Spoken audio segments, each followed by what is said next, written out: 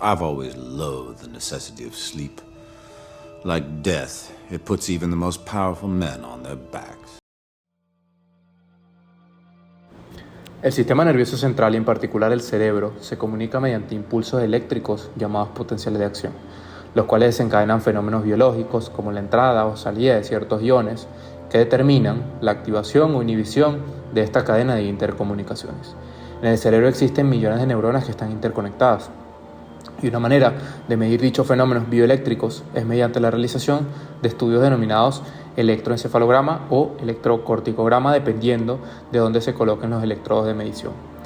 Esto es para determinar la actividad eléctrica cerebral gracias a la suma de todos los potenciales, bien sea excitatorios o inhibitorios, y así poder rastrear las zonas de la corteza cerebral que se activan o inhiben durante distintas circunstancias. Para poder comprender estos estudios que miden la actividad eléctrica cerebral es importante recordar tanto la anatomía como la fisiología normal de las neuronas. Las neuronas están compuestas por 3 segmentos, un segmento receptor o dendrítico que recibe señales de otras neuronas y genera un potencial postsináptico, llámese excitatorio o inhibitorio dependiendo de cuál sea necesario, un segmento conductor o soma en el cual se da la integración de la información mediante potenciales electrotónicos y un segmento efector o un terminal sináptico en el cual la información pasa a través de otra neurona como un potencial de acción. La electrofisiología, que es la ciencia que se encarga de estudiar estos fenómenos bioeléctricos, tiene como fundamento la medición de dichos fenómenos gracias a la colocación o utilización de electrodos, bien sea en el interior celular, en el cual podemos medir el potencial de membrana en reposo, o en el exterior celular, en el cual podemos medir los potenciales de acción. Recordemos que para poder medir ellos tiene que haber un flujo de corriente, bien sea hacia adentro de las neuronas o hacia afuera de las neuronas. Existen distintos fenómenos eléctricos que nos pueden ayudar a determinar los cambios en la actividad eléctrica cerebral. Llámese el potencial de membrana en reposo, el cual no genera una actividad eléctrica y por lo tanto no lo vamos a utilizar. El potencial de acción, el cual sí genera un cambio en la actividad eléctrica, sin embargo es muy rápido.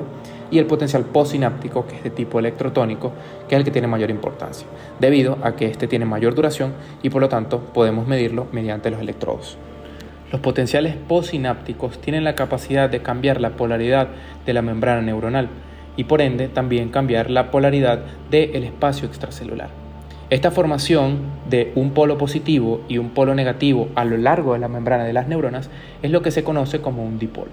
Estos dipolos son generados gracias a la entrada o salida de distintos iones que cambian la polaridad de los espacios tanto intracelular como extracelular.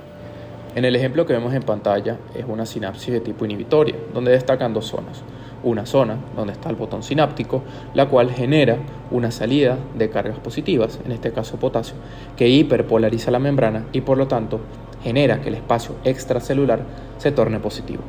En una zona distante a dicho botón sináptico se encuentra una polaridad inversa, la cual el espacio extracelular estará más negativo y el espacio intracelular estará más positivo. Esta formación de 2 polaridades inversas es lo que se conoce como un dipolo eléctrico. Es importante recordar que la corteza cerebral se encuentra organizada en capas, del 1 al 6, en las cuales las primeras 3 reciben aferencias de otras áreas cerebrales y envían hacia otras áreas también corticales. La capa número 4 se encarga de recibir aferencias del tálamo y es la capa número 5 o las células piramidales, la cual se encarga de distribuir la mayoría de las eferencias de la corteza cerebral. Cuando se colocan electrodos sobre la superficie del cuero cabelludo, se puede medir la actividad eléctrica cerebral mediante la cuantificación de estos potenciales postsinápticos de los cuales hemos estado hablando. Sin embargo, no es la medición de si un potencial es inhibitorio o excitatorio, sino la sumatoria de todos ellos lo que me va a generar el registro. Acá tenemos 2 ejemplos. Uno en el cual una aferencia del tálamo llega hacia la capa 4 de la corteza cerebral. Esta cambia la polaridad del espacio extracelular hacia negativo. En zonas más distantes, en la capa 2 o 3, hay un cambio de polaridad del espacio extracelular, pero hacia positivo. Esto me genera un vector de corriente, el cual va hacia arriba, apuntando hacia nuestro electrodo o cámara de medición, y por lo tanto, esto se va a registrar como una deflexión negativa.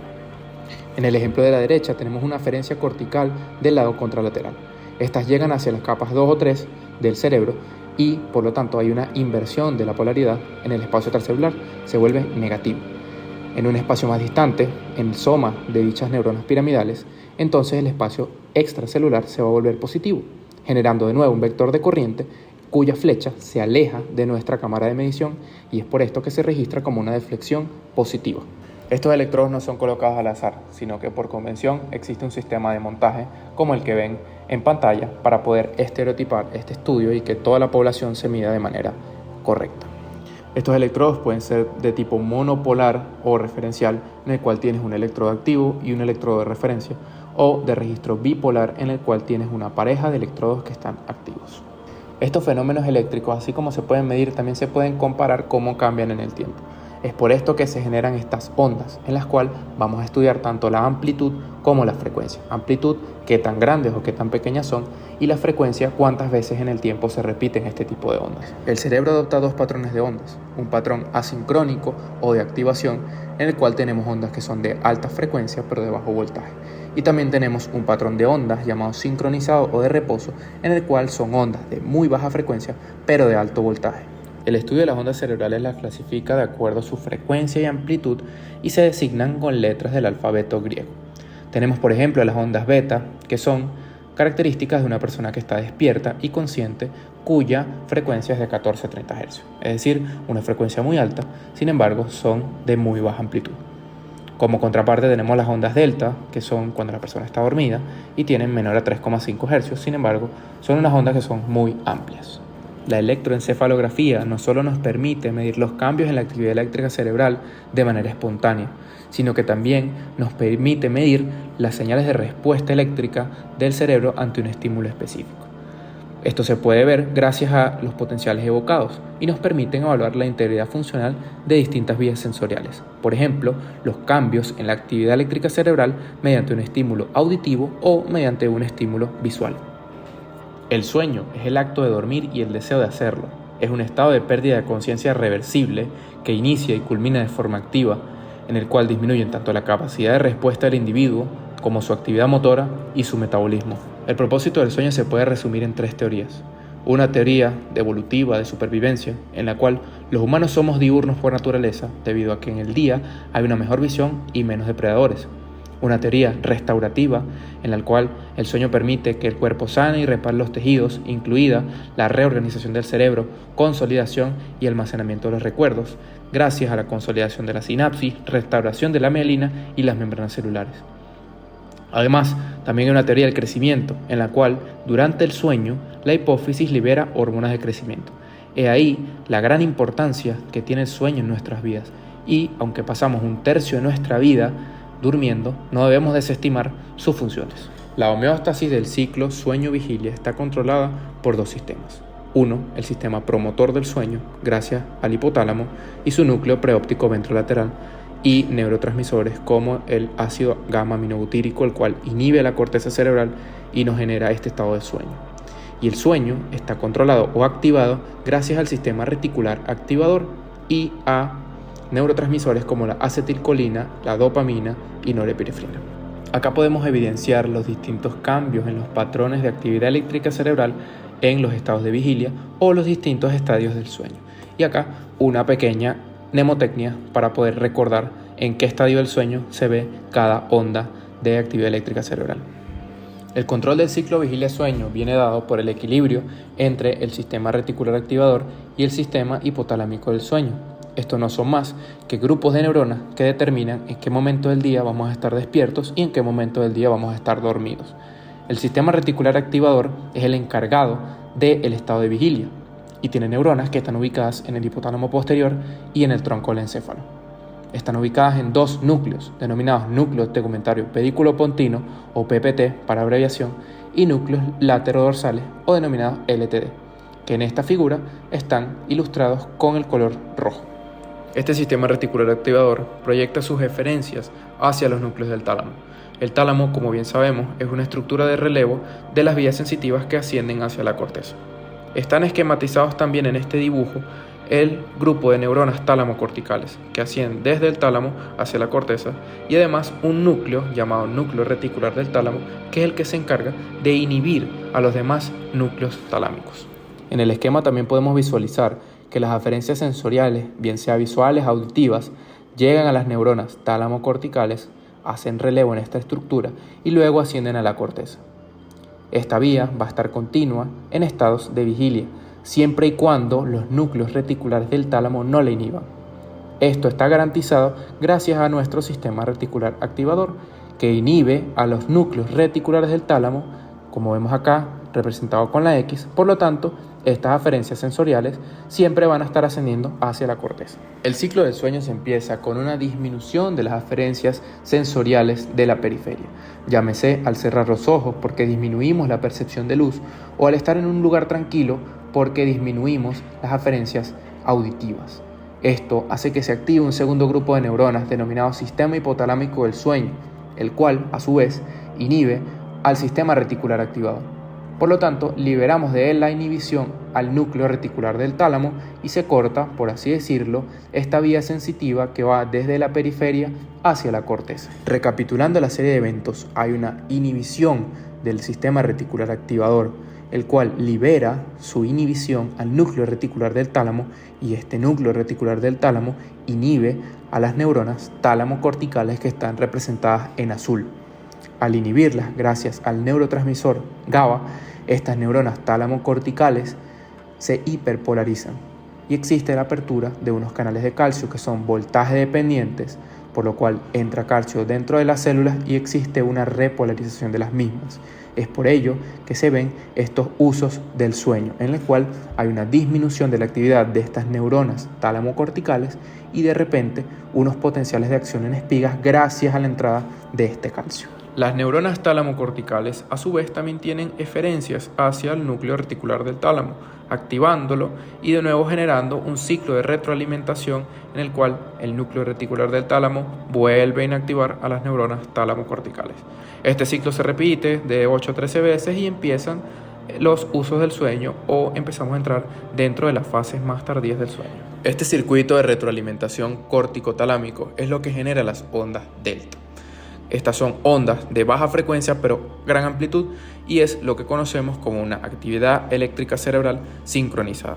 Esto se da gracias a la hiperpolarización de este circuito de células. Ejemplo, se hiperpolarizan las células de la corteza y luego se hiperpolarizan las células del tálamo. Y este ciclo de retroalimentación lo que va a generar es estas ondas en las cuales parece una especie de marcapasos o que el cerebro va en sincronía, lo que recuerda un poco a lo que ocurre en el marcapaso del corazón. Existe otro estadio del sueño denominado sueño REM o sueño paradójico, en el cual hay reactivación de los núcleos pedúnculo-pontinos y laterodorsales del sistema reticular activador con su actividad colinérgica. Entonces, lo que va a haber es una desconexión de nuestro circuito córtico-talámico que ya habíamos visto, que generaba las ondas delta y la sincronía en toda la actividad cerebral, y por lo tanto aparecen las llamadas ondas gamma.